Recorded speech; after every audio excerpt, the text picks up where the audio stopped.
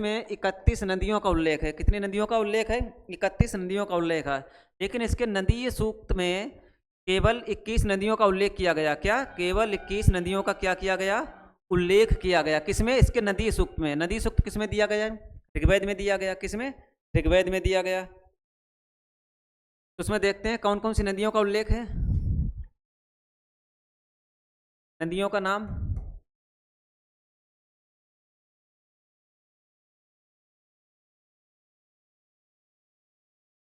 कुंभा, काबुल। कौन सी नदी है? काबुल। गोमती, कोमल।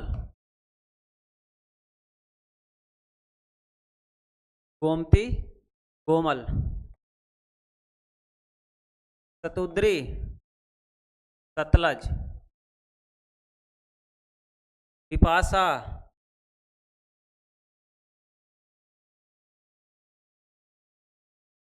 व्यास। विपाशा, व्यास। अस्किनी,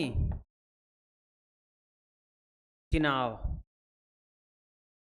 अस्किनी, चिनाव।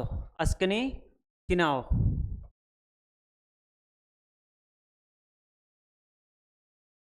सिंधु नदी,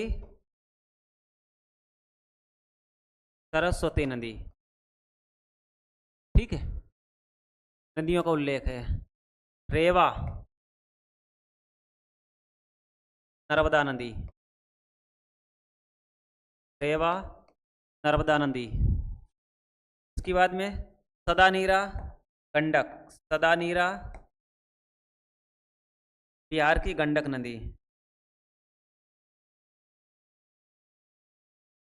बिहार की गंडक नदी। क्या? बिहार की गंडक नदी। वितस्ता, झेलम।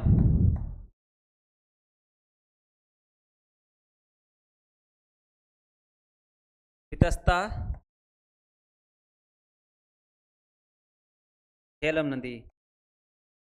वितस्ता, झेलम नदी। वितस्ता, झेलम नदी। सरस्वती नदी को याद रखना। इसको देवीतमा, देवीतमा, माते तमा। आर्यों की सबसे प्रमुख नदी सिंधु नदी थी। क्या? आर्यों की अगर प्रमुख हम सिंधु नदी की बात करें, जो आर्यों की सबसे प्रमुख, सबसे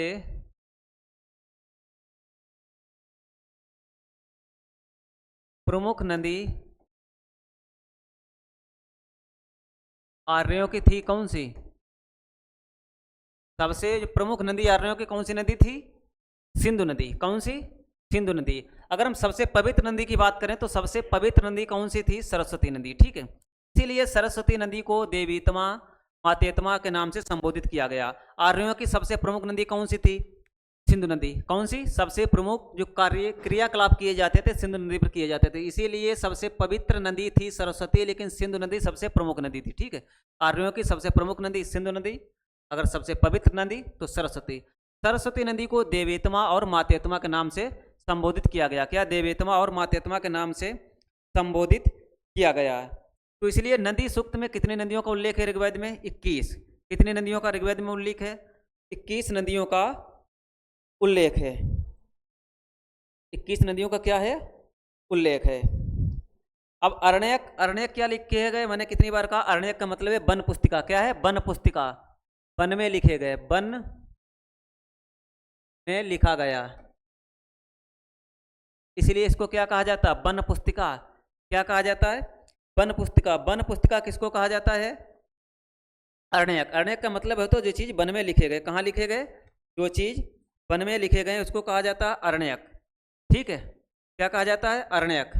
अब हम बात करते हैं ऋग्वेद में सर्वाधिक बार शब्द आए। ऋग्वेद में